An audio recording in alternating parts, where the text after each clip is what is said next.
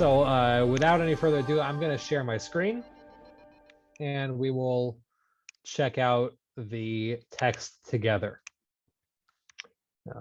Give me 1 second here to set up my screen. Okay, and I hope everyone can see this. This is our go-to page, Text Hero. We're using safaria.org, which is, again, a fantastic website if you'd like sources, Hebrew, English sources.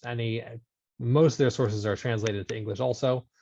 Rabbi, if you could make the text a little bit larger. Oh, yeah. Sorry. Thank you. Good. Thank you for reminding me. Thank you very much. Let's see. Is that better? Yeah, huge. Thank you. Okay, great.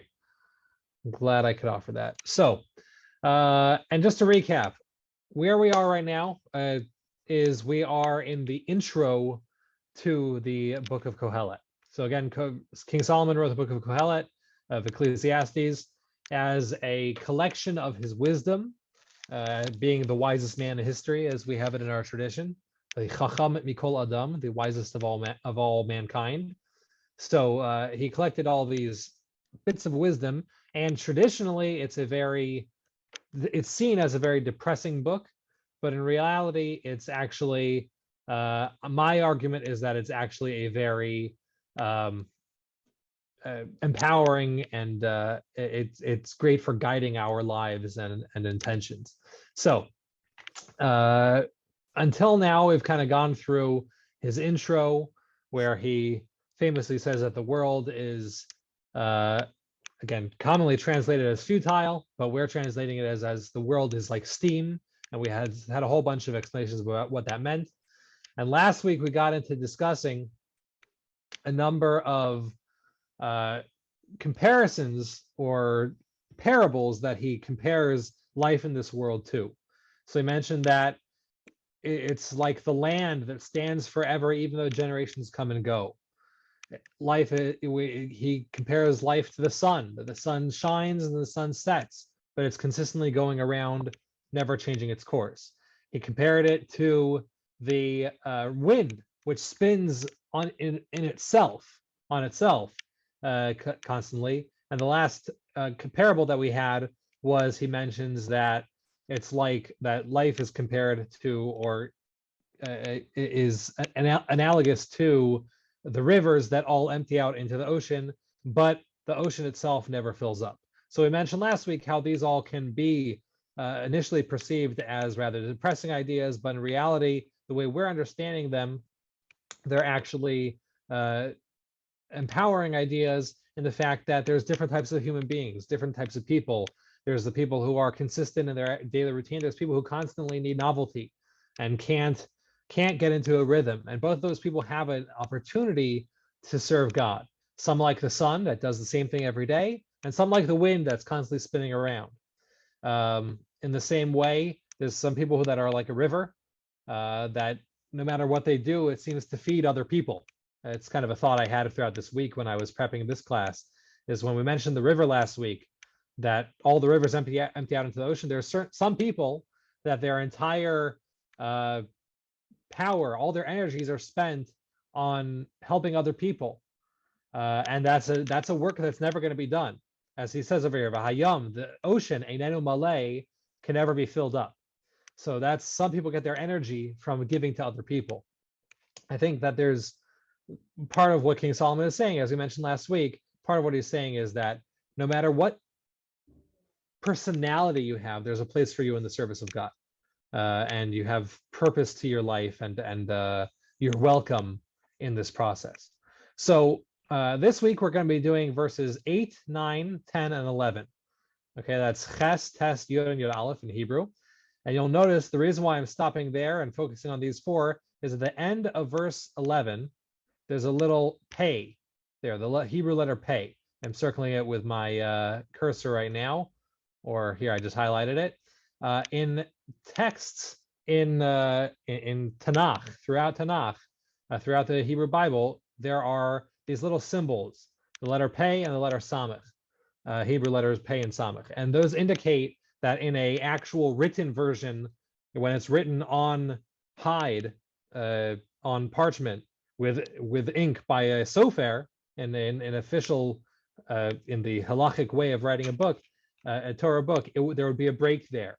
So we see that we're coming up to an official stated break, and I'd like to get up there tonight. I think it's a good stopping point. So, and another point is that these 4 verses are going to be interconnected, and I think that there's something interesting that we're going to be able to bring out of the 4 of them together in addition to them separately.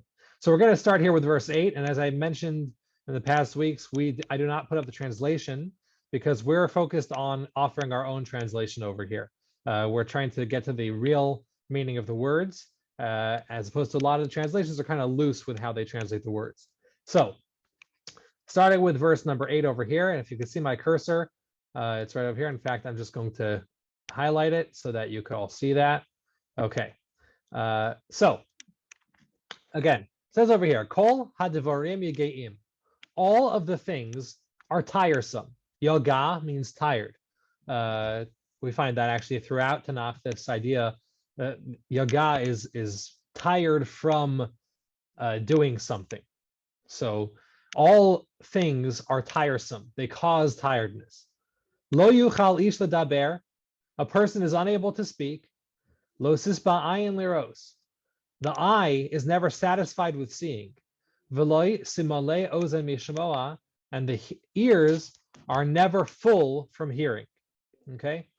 To read that all together again. Kol advarim yegayim. All ideas, all matters are tiresome. Lo yuchal ish ledaber. A person is unable to speak. Lo sisba ayin liros. The eye is not satisfied with seeing. V'lo simale ozen mishamoa. And the ears are not full from hearing. Okay, very similar conceptually to our last verse, where we mentioned that the rivers flow into the oceans and the oceans never get full. In the same way, we're kind of bringing out over here that no matter how much you look and how much you listen and how much you talk, there's always more to do, more to say, more to hear, more to listen, more to see. If we were talking directly to the evil inclination, so to speak, our tendency to do things that God doesn't want us to do, well, then these things are pretty obvious. You know, for some reason, we have a desire to gossip about other people. And no matter how much you do, there's never a point where you feel satisfied with your gossip. The eyes are constantly straying after other things, whether it's items or people or whatever it may be. Our eyes stray and they never get full. They're never satisfied with what they see. The ears are always trying to listen to different things. And no matter what we do, we can never be satisfied with what we've listened to. And so, again, this idea is, I preface this entire idea with all matters are tiresome. One thing that I thought over here, and actually one of the commentaries puts this down, the Metsuda, which we've mentioned multiple times in this class so far. So the Metsuda mentions that the idea over here of, we have this idea of tiresomeness, something that causes you to be tired. And on the contrast, you would have rest, when a person is well rested. We find an interesting idea stated later in Kohelet, and actually I'm going to jump over there for a second so you could see it inside. And this is in chapter 5. We're going to get there eventually. Let me just raise the size over here. Okay. And chapter 5, verse 11, the verse starts out with saying, Misuka shenas ha'oved. The sleep of the one who works is sweet. Im ma'at ve'im harbe yochel, whether he eats a lot or a little. Straight. So the sentence structure is interesting, and we'll get there. We'll discuss it more in depth when we get there. But he over here says that if somebody works really hard, their sleep is sweet. My father-in-law, who's a very hardworking man, he's a chef who works at multiple nursing homes and works very hard and has his own home business.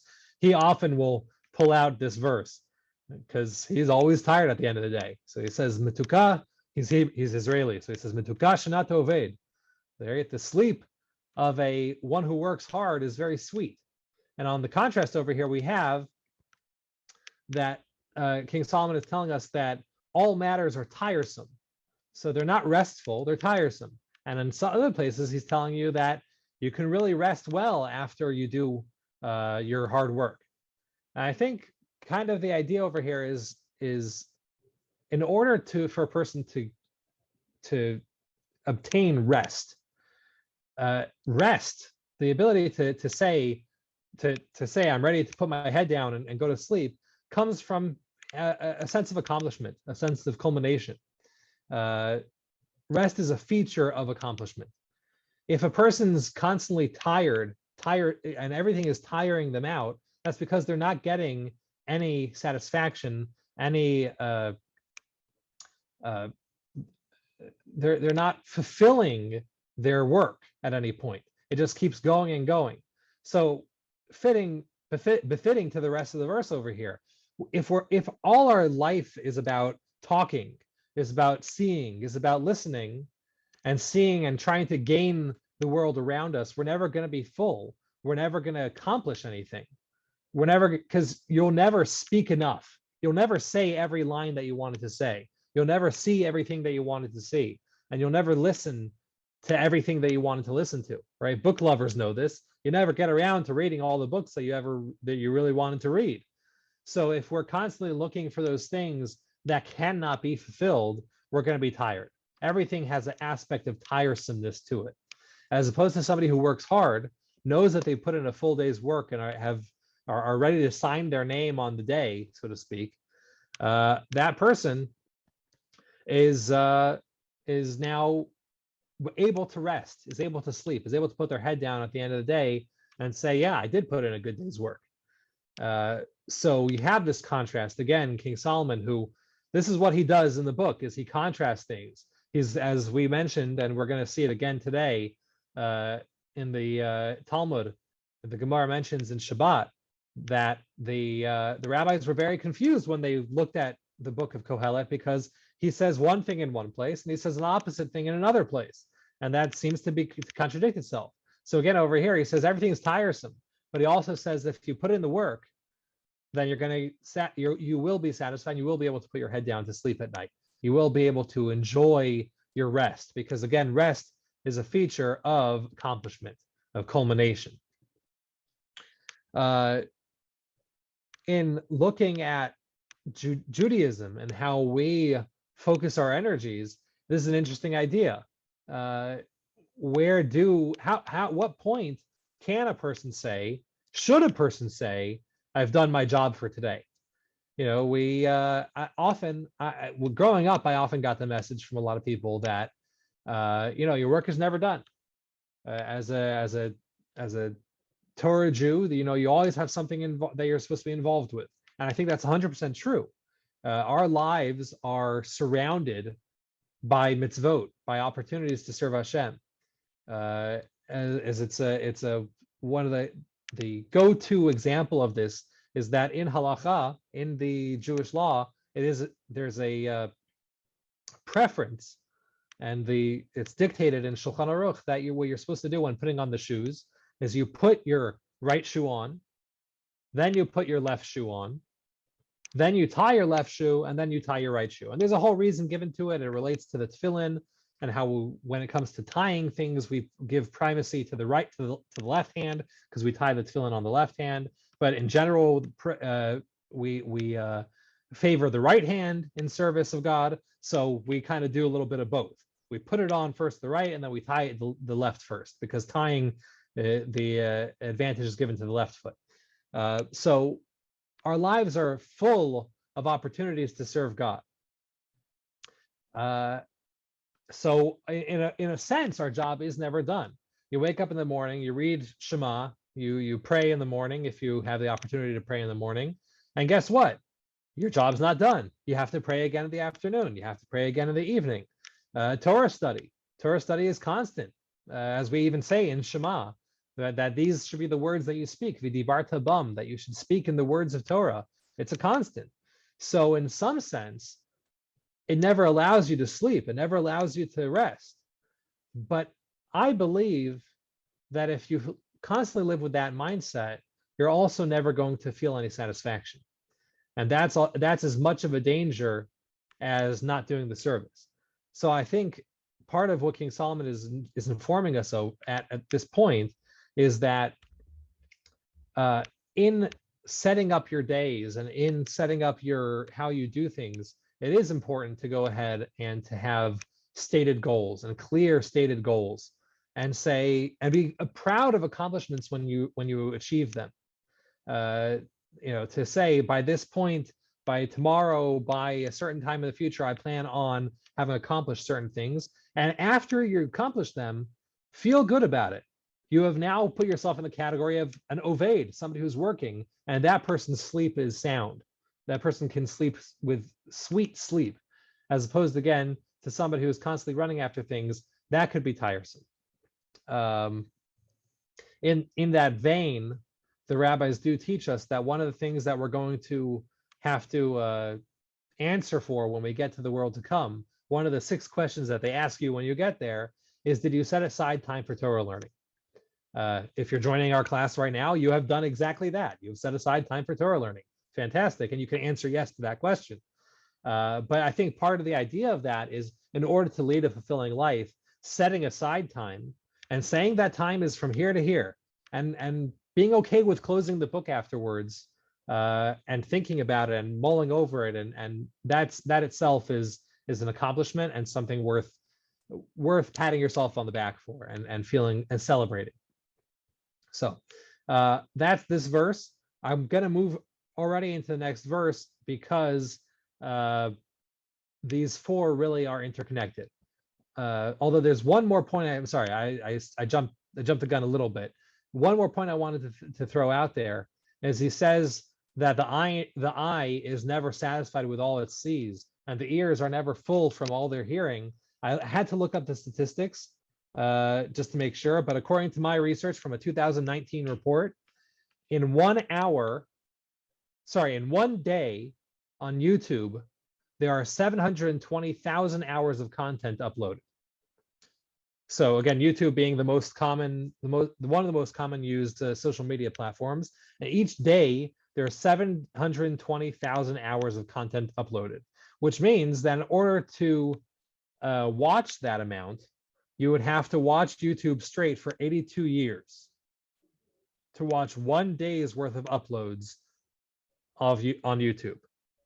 I think that math is correct. I'm gonna leave that for somebody else to do. But whatever it is, you end up, according to website on the internet, it would take 82 years to watch 1 day's worth of content on YouTube, of uploads on YouTube. So it goes to show that there's no lack of things to be hungry for, and there's no lack of things of people who are hungry for it. But in the end of the day, that will tire you out more than it will ever satisfy you. Okay. Moving on to verse number 9. I'm going to highlight that over here. I hope that's a working system for everyone over here. Verse number 9. And this is a very well-known verse, as we're going to see. Ma shehaya, that which is, hu sheyihyeh, that is what will be. Okay, let me say that again. Ma shehaya, that which was, hu sheyihyeh, that is what will be. O ma shenasa, that which was made, hu sheyaseh, is what will be made.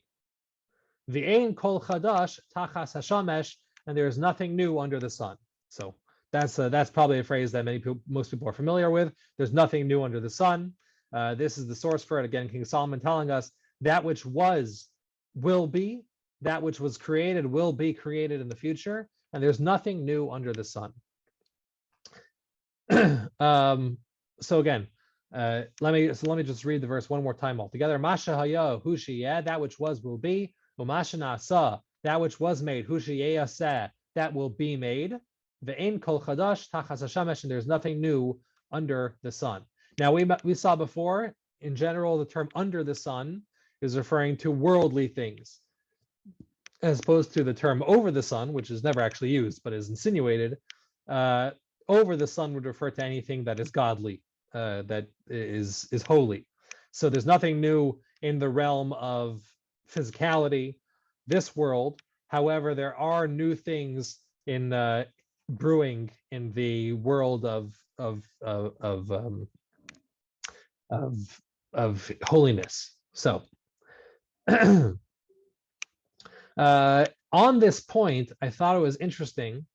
I want to show you this piece from the Gemara, from the Talmud, that is the piece that I mentioned earlier, where the rabbis go ahead and they have issues with certain things that King Solomon mentions in the in Kohelet.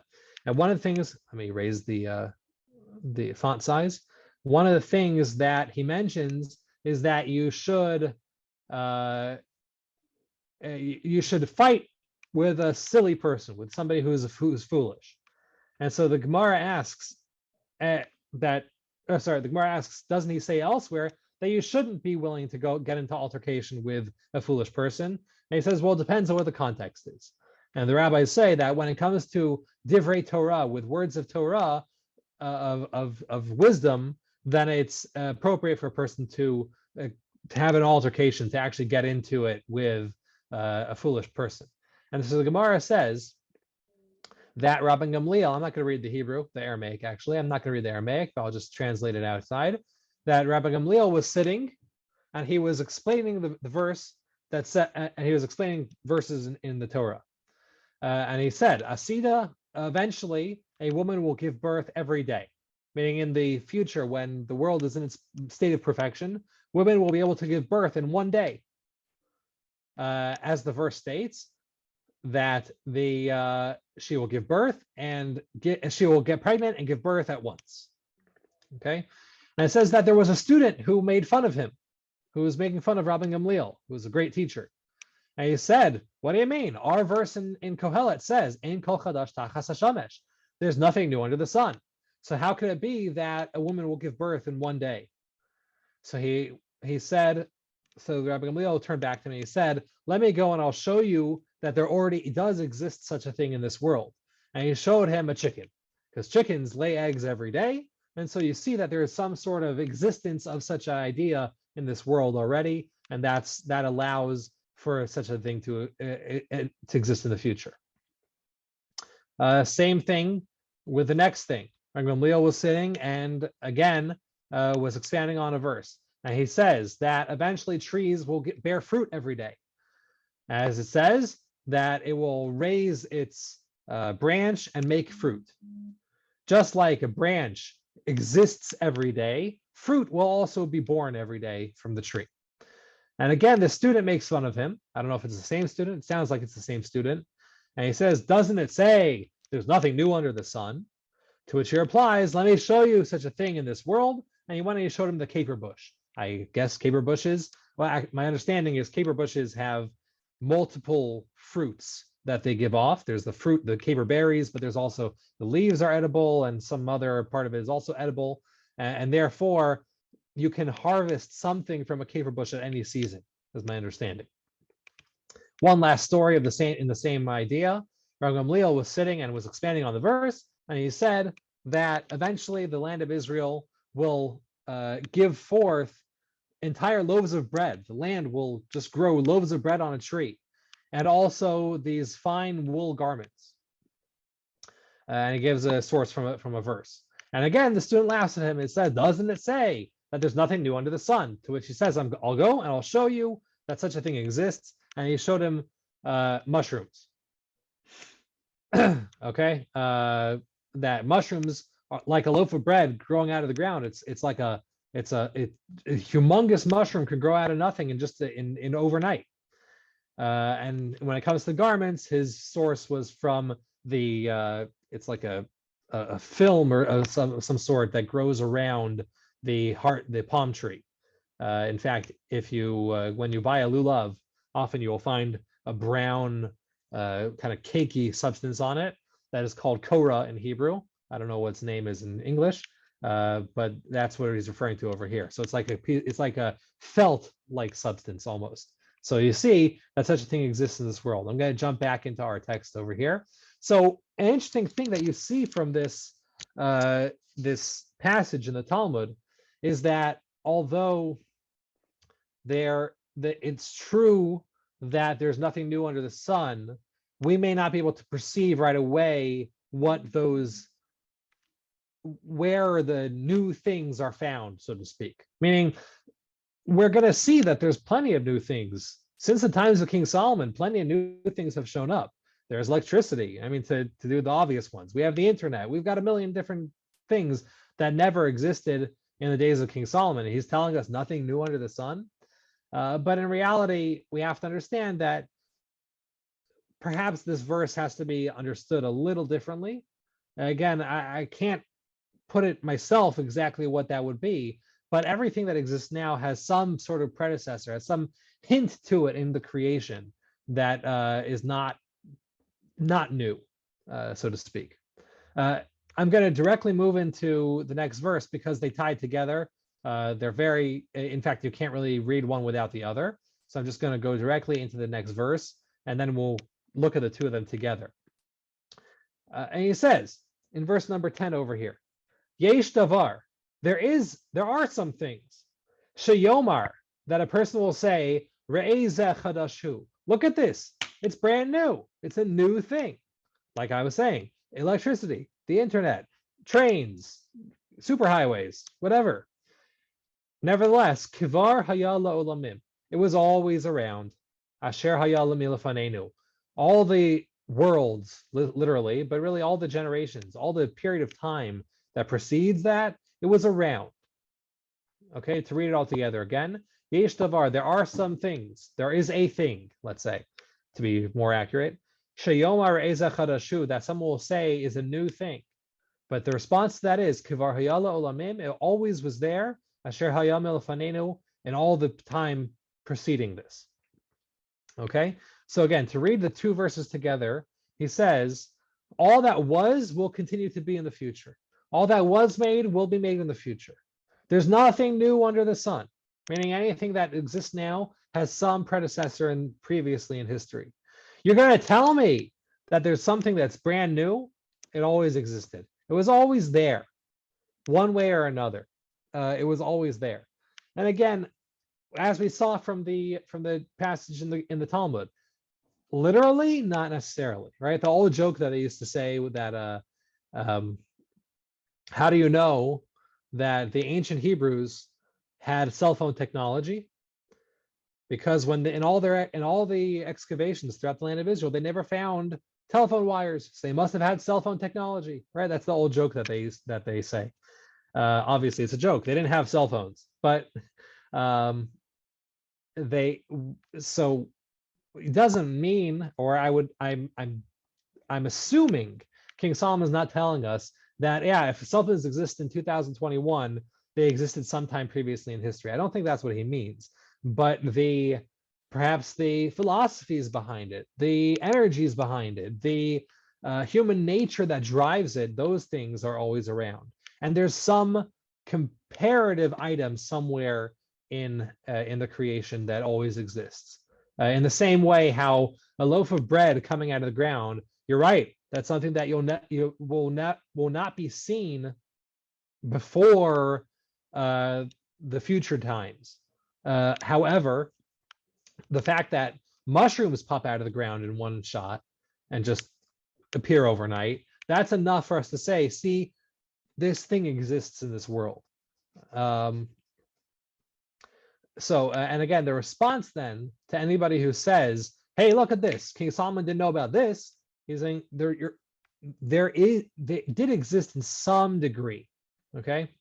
The other joke that they say in a similar vein is the doctor, the professor of medicine, who says, you know what, God, he gets a chance to talk to God, and he says, God, you're not so cool, you're not so amazing that you went and made man. I can make man too. I know all the science, I know all how to make organs and replicate everything. I can make it too. So God says, okay, let's have a race to make man.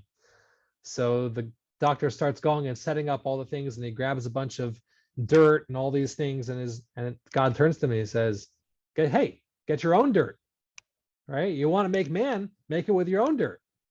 So obviously that idea is true over here also, that yes, cell phone technology, electricity, all these things, they are new to us, but also they're built on things that are natural. Obviously, certain doors had to be opened in progress in order for them to come out, but they were always there. There was a latent potential for those things to exist. And so it's nothing new under the sun, so to speak.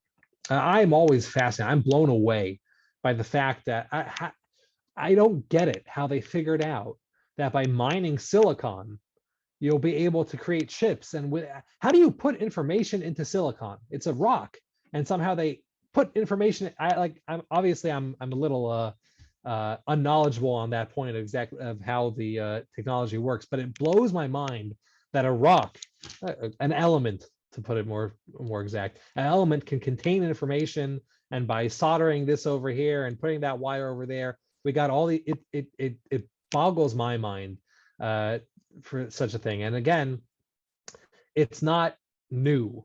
It was always there. There was a latent potential always there in the world. And moving on to verse 11, because again, all three of these, and really all four of these, are tied together. So I want to go into verse 11. That way we get the full picture of it, and then I'll open the floor to questions and comments afterwards. Verse 11, he says, "Ein zichron l'rishonim." There is no remembrance. There's no memory to the first ones.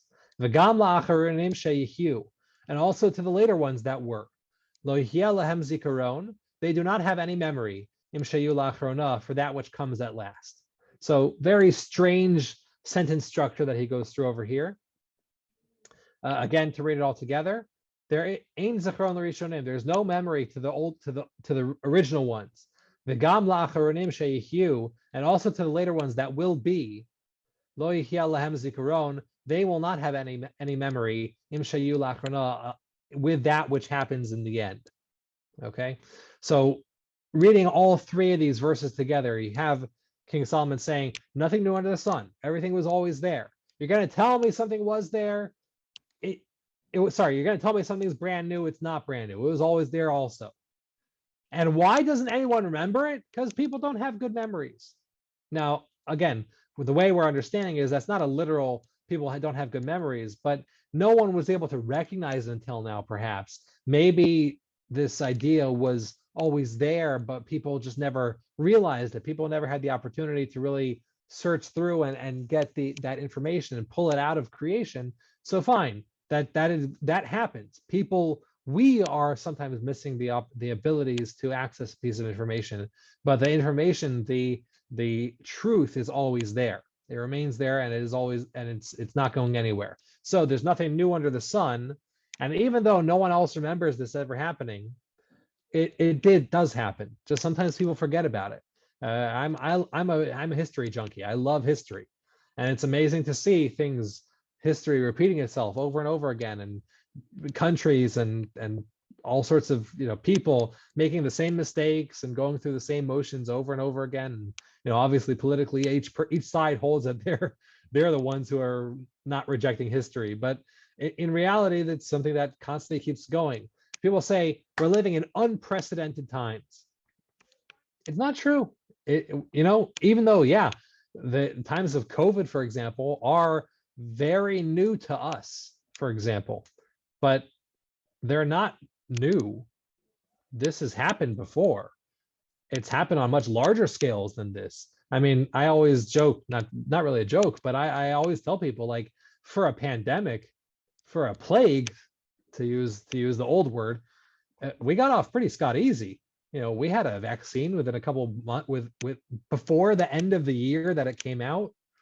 We had Zoom, so we could continue going to classes and continue meeting with each other. We got off really easy with this thing. Again, the numbers of people who passed away. It's not to say that each person passing was not a big deal, but just the sheer numbers, we got away pretty easy. Thank God. And obviously, there's still more work to do. But in the big picture, these are not unprecedented times. They are precedented. We knew what to do when we got there. I mean, whether we listened or not, that was a different question, but we knew what to do. We know how to deal with it. It's all there in the history books for us to read. So again, these three verses kind of coming together and painting this picture of things that you think are new always existed. There is precedent, let's say, to everything that you'll find. My question is, why does King Solomon put this in the intro? Why is this such an important point for him to point out? He doesn't say, the most important thing to do is learn Torah and it's going to get you wherever you go. He doesn't say, love God. Not once in this whole first 11 verses has he mentioned, you really should work on loving God or serving God, or any. All he says is life is complicated, but it's manageable. And now he gives us 3 to 4 whole verses that say nothing new under the sun. Why is this such an important point to our book? Why is it in the intro to the book? Why is this his setup? I'm happy to open the floor to any potential answers if anybody's got anything to offer. You could feel free to unmute yourself if you do want to offer something. I'm challenged to answer your question because I'm not familiar with the rest of the book. So in terms of this being an intro, it's probably leading us to some insights, but having no familiarity with the book, it's difficult to understand why the intro is written that way. That is a good point. I'll grant you that. That's a good point. Is he lowering expectations? Oh, that's interesting. Lowering expectations from the book. Not a serious comment. Okay, but perhaps there's a grain of truth in there. Maybe he wants us to know that. I don't know. How would you work that in? Maybe it's a little analogous to the beginning of the Torah. Okay, explain. Because the Torah starts, God created, and he did all these things, and there were all these people that did all these wonderful things. And it's really wanting to shmut before he says, really, I am the Lord your God. Mm-hmm. That's true. He's setting a framework within which he can introduce himself. Mm-hmm. Okay. And so in the same way, what is King Solomon doing here? He's setting an expectation for life before one can really say what's expected out of life. Mm-hmm. Or what you're expected to do with your life. Okay, I could see that.